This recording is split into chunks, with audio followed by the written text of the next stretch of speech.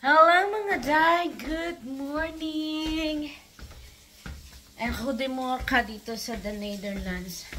So ngayon ay Wednesday and 2 days na holiday. My goodness. Holiday, Thursday and Friday dito sa the Netherlands.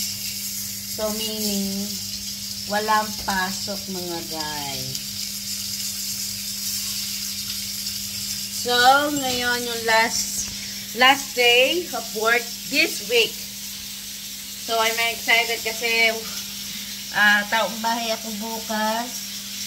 Pero mga dyan, magawa ako bukas ng rendang na dadalhin namin sa Friday kasi pupunta kami sa brother-in-law ko sa Rotterdam. So, doon kami. So, ito ang aking sanaya. Bait talaga ng aking anak ko. Alam niyo ba, anong oras siya nagising? 9:20 ng umaga na mga day. Straight yun. Wala yun bangon-bangon. Tulog lang siya. Sabi ko, I'm so lucky na ang mga anak ko ay mahilig matulog. So, si Ate Sara ngayon ay nasa school. Pero mamaya kung hindi uulan, is kami ulit ang magsusundo sa kanya. Kasi dilakat lang kami ni Sanay mga day. Alam niyo naman, nakikita niyo naman sa video, no? Na dilakat namin talaga ang school ng Ate Sara nyo. Kasi hindi ko kaya magbike na may angkas. So baka matumba lang ang Sara mga day. So makita pa ako ng pulitsi. Oh, di pa, patay tayo. And ayun, so either kapag umulan, mag-aasa ko ng favor sa aking biyanan by car na siya ang magsundo. Gano'n lang naman. Ngayon nasa grocery yung biyanan ko, hindi ko alam kung ano yung bibilhin niya. So dahil tinulungan ni Papalin yung kapatid niya last week ng Friday, I think. And may ginawa silang ginawa nila yung garden nila. So makikita natin yan sa Friday. Pagpunta natin doon. At saka yung panganay niyang anak, si Milan, 7 years old, hinahanap niya yung rendang ko mga day. Napaka-uncommon nun sa mga bata na mahilig sa rendang. So yun, namimiss niya daw yung rendang ko. So lulutuan natin si Milan. Si Milan, ayan yung batang lalaki. Yan si Milan. Napaka-sweet boy. Lahat naman sila sweet mga day, no? Ang aking Sara lang may palaban. So mga day, ako ay magluto ng lunch ko para mamaya kasi syempre wala na tayong time. Ito lang yung time natin, saglitan. Kaso nga lang, tawag dyan. Hindi ako nakapunta ngayon sa aking part-time. Kasi nga, ang sakit ng aking likod mga day. Matagal ko na itong sakit. Yung, hindi ko alam kung ako, marami siguro nakakaranas nito. Yung ang sakit-sakit ng balakang mo ba? Yung hindi mo maituwid talaga. Kasi sa posture daw yan, mga day, sabi ng physiotherapy ko. Kasi mahal ng physiotherapy, mga day, kasi hindi ko yan sinama sa insurance ko, mga day. Shoulder ko yan every time na nag-visit ako sa physiotherapy ko. Alam nyo ba kung magkano? 50 euro. Wala pang 15 minutes yung hilot-hilot niya sa likod ko, mga day. Wala pa isang oras yun mga day. 50 euro ang aking bayad. Sobrang mahal dito mga day ng physiotherapy. Sabi ko nga, ito na lang kaya aralin ko physiotherapy. Pero mahirap ang physiotherapy kasi mabigat. Kailangan lalaki. Para as in talaga. Hindi siya hilot talaga. Hindi siya common na massage. Kasi ang gagawin niyan, itatama yung posture mo mga day. So, ang kapangitan mga day, pag napunta ako doon, let's say, magpapa-appointment. So, halimbawa, ngayong araw yung masakit, sobrang sakit, hindi ako makalakad, hindi ako maka-straight. Parang ang bako ba na ganyan. Oy, alam nyo, it takes time pati sa appointment. Halimbawa, ngayon, Monday, tapos next week ka pa magkaroon ng appointment. Dahil, wala na. Okay na yung likod ko, saka ka nila entertain. Magbayad ka pa ng 50, wala na yung sakit. Uy! So, naalala ko, 3 times ako nagpa-physiotherapy mga day. 150 ang binayaran ko mga day. Sobrang ganun kamahal. Dito ang physiotherapy. So, maluto na tayo. Nagprito lang ako mga day para madalian na tayo. Huwag na tayo mag-social ba? Bukas na lang tayo magluto ng masarap, no? Sa bahay lang man tayo. Kasama natin mga bata. Oy, namiss ko talaga ang mga anak ko. Kahit 3 days na nauwi naman ako. No? Pero yung iba talaga, no?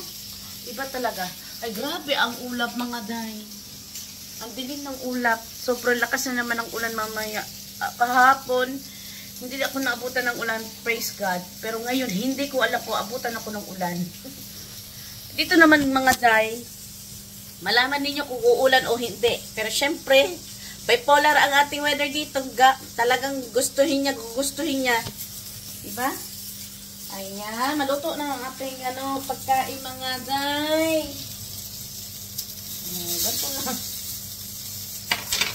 Naalala ko dati mga day, nung maliliit pa kami, no? Ay, kagrabe talaga. Bihira lang kami makakain ng karne. Isang beses sa isang buwan, mga day. Pero yun, utang pa. Utang pa ng aking nanay. Kasi magkano lang ang sahod ng aking nanay noon? Nasa 1,500 lang mga day. Labandera kasi ang nanay ko, no? Ang tatay ko, makasahod man na, sige, sabihin lang natin na sa 2,000. Ganon lang mga day.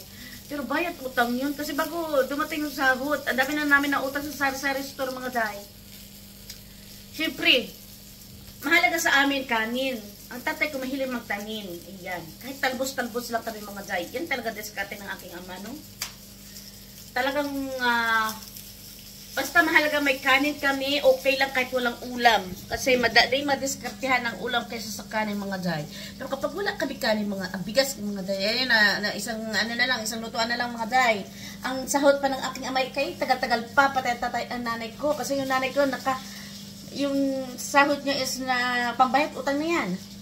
Ang gawin namin mag-ama, mga lakal kami mga day. Hindi ko yung kinakaya talaga day.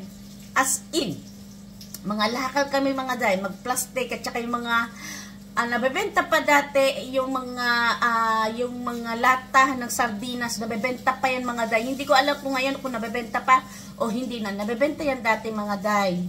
Kasi bihira kami makakita ng bakal, syempre yun ang mahal tsaka tanso, no?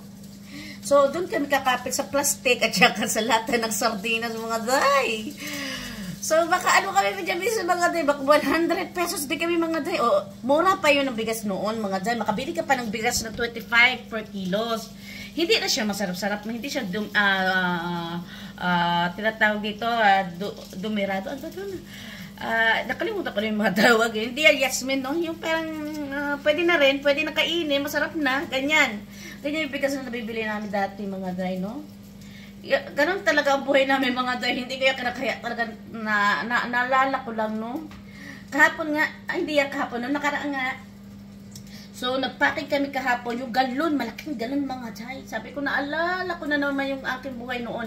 Kasi yung galon na yun, doon kasi nilalagyan niya ng, liquid para sa panlinis. Sabi ko sa kasama ko, sa kuliha ko, alam mo ba, itong galon na to, nilalagyan namin ng tubig, kalayo-layo ng ilog, igiben namin, tapos punta ng bahay mga day. Kasi ang tubig sa amin, bukod sa madumi na, minsan, walang tulo mga day.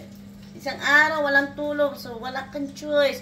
Ang kagandahan, we're so blessed mga taga Santo Domingo ay meron kami ilog na pwedeng inuman talaga. Kasi may bukal kami doon mga day at napakalamig ng bukal doon at masarap inumin. Tapos ligo, unlimited ang ligo mga day dahil napakaganda ng aming ilog mga day. Makaligo ka talaga ng presko. Agahan mo lang, no?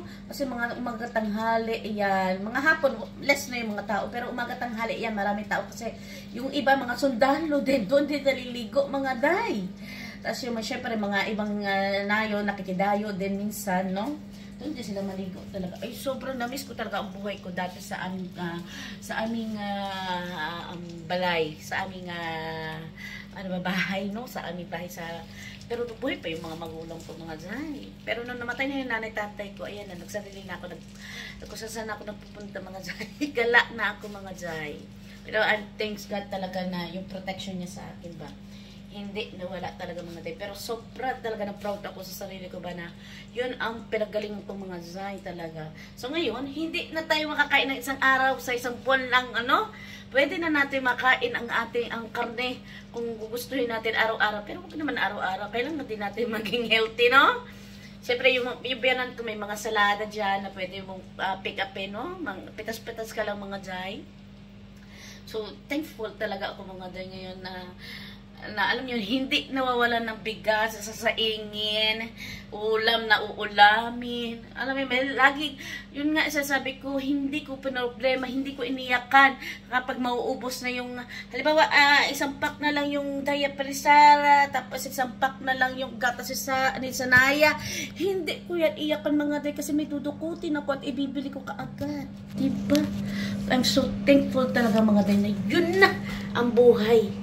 Na hindi pa man na yung dream natin na bahay wala pa man at dream natin na negosyo hindi pa man nagbo-boom, pero I'm so blessed na talaga mga day kasi kahit pa paano, diba, hindi na tulad ng dati. So yun lamang mga day, napakwento na naman ako sa inyo. Oy, so don't forget to subscribe our YouTube channel and also follow our page sa Facebook mga day. So malaking tulong yun sa amin. So yun lamang mga day, and see you on my next vlog. Bye.